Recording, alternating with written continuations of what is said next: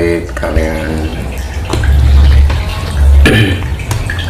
statement dari BMKG yang baru-baru ini, Mas. BMKG mengeluarkan peringatan dini bahwa akan terjadi badai La Nina.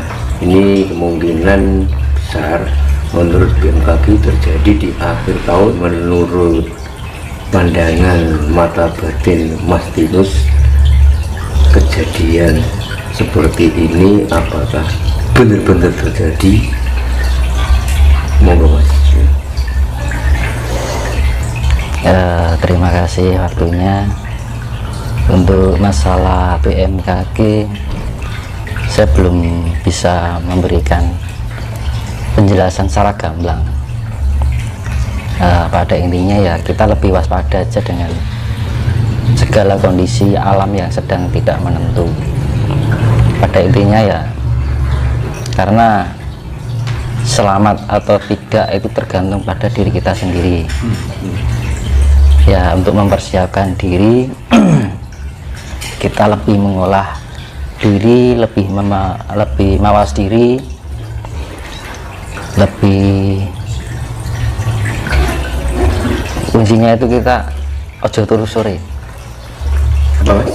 Jangan ojo turu sore, jangan tidur malam. Oh, jangan tidur. Maksudnya melek malam gitu loh, di atas jam 12 itu nyuwun harus Gusti, mohon keselamatan, mohon perlindungan biar terbebas dari segala bencana. Itu nanti kalau kita mau mawas diri, merenungi diri dan kurangi tindakan-tindakan negatif. Tindakan-tindakan negatif itu semacam kita lebih mengurangi mencaci orang, menilai orang. Jadi kita lebih ke internal aja. Jadi internal itu lebih mengoreksi diri daripada mengoreksi orang lain.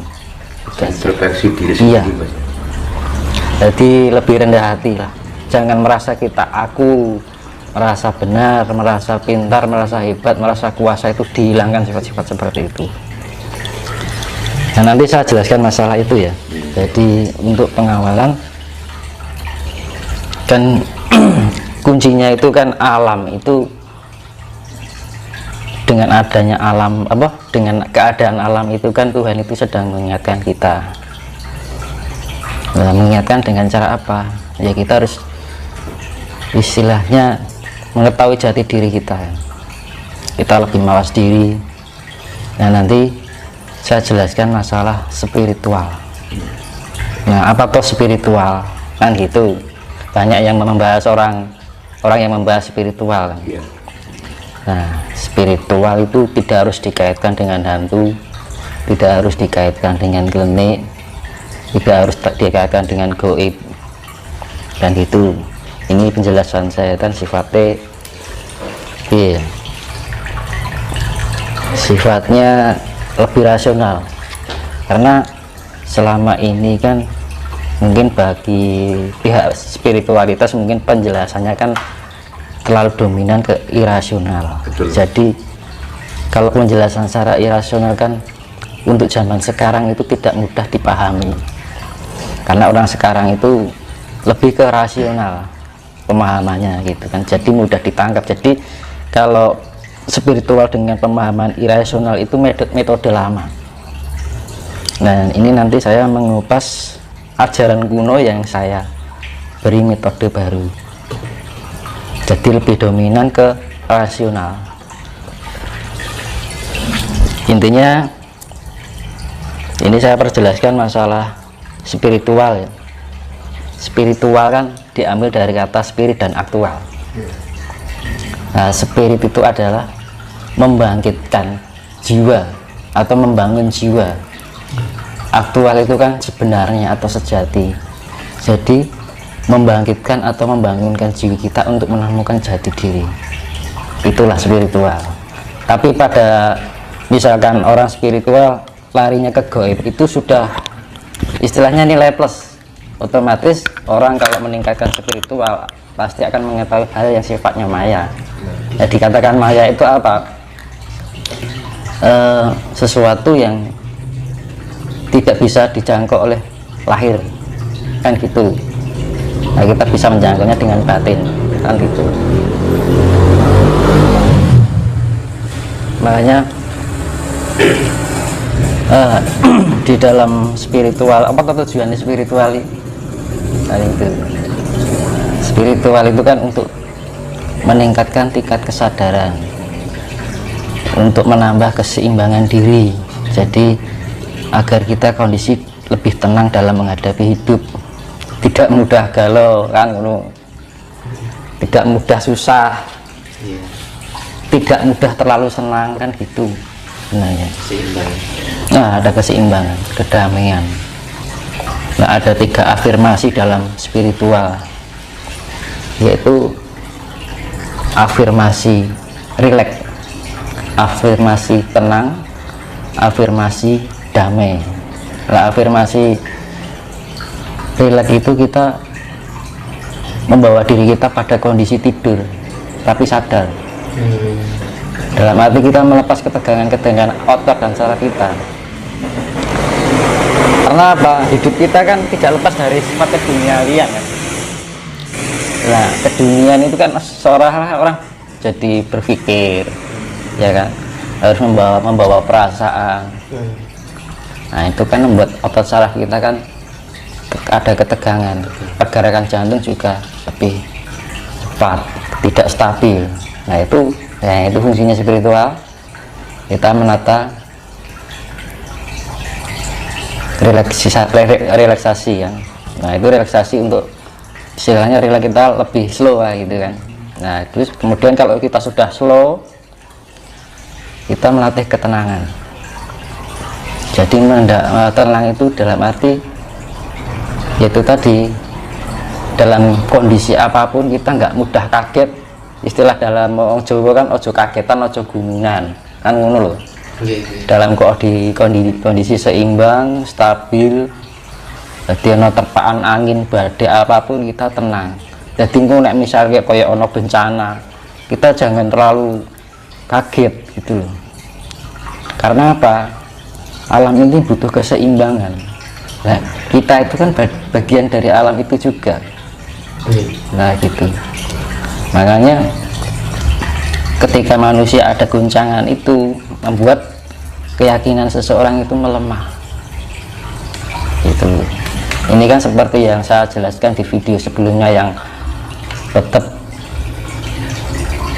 madep, tetap meneplan mantap yang saya jelaskan di video sebelumnya itu. Nah, itu ketenangan itu ya, melatih itu tadi biar kita kondisi tenang. Kemudian afirmasi damai.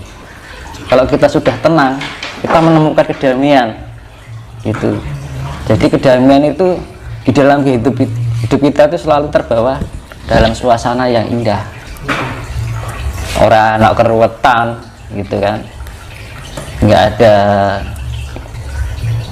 perselisihan, nggak ada kebencian, ya kan, nggak ada sifat saling menyalahkan, adanya damai. Jadi menebar kasih, kedamaian menebar kasih.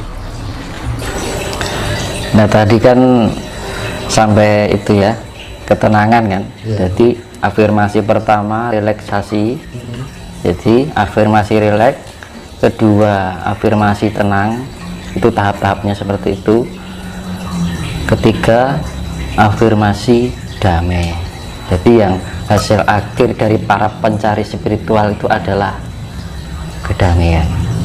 Nah, gitu. Kalau ada orang yang dibilang mempelajari atau mumpuni sebuah spiritual masih terombang-ambing dengan keadaan, cik kagetan, cik gunungan, masih istilahnya sifatnya itu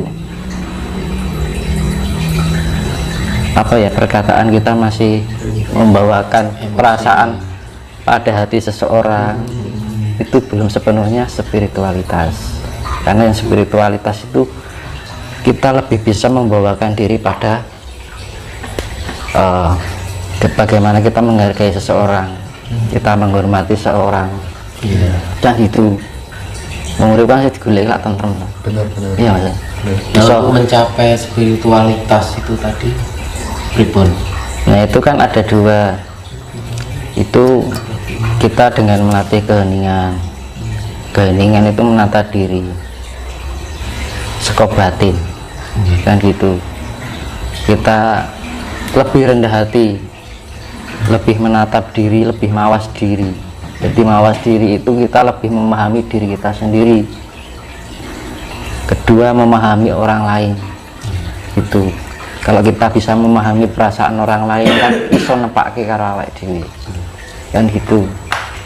Jadi kasih sayang lah yang tidak. Karena dunia ini yang diperlukan adalah kasih sayang. Karena 90% manusia di dunia ini telah kehilangan rasa kasih itu. Semata-mata kasih, tapi hanya suatu untuk keegoan pada diri sendiri. Jadi kasih itu ada pamrih gitu loh. Tapi kasih yang sifatnya berbagi, kita saling hidup dalam kebersamaan, itu kan wis langka sekarang. Nah, untuk melatih pencapaian itu pripun lelakunya? Itu tadi kita dengan yoga, dengan meditasi, yang seperti yang saya jelaskan di video sebelumnya. Kita melatih ketenangan, relaksasi tadi, kita melepas segala sifat-sifat keduniawian. Jadi di kerep-kerep melek beginilah. Nanti kan meditasi yang iso loh ya, kalau mau loh ya, itu setiap jam 12 ke atas mandi.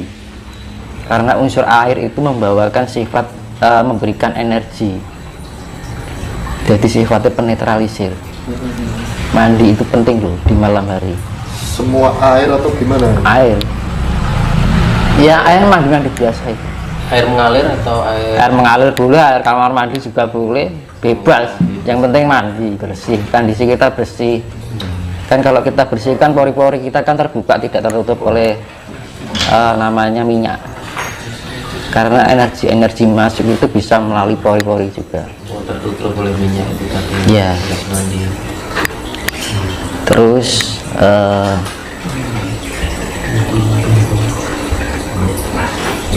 jadi habis mandi kita lebih perenungan ya, karo ngeti langit, cara Islami tafakur.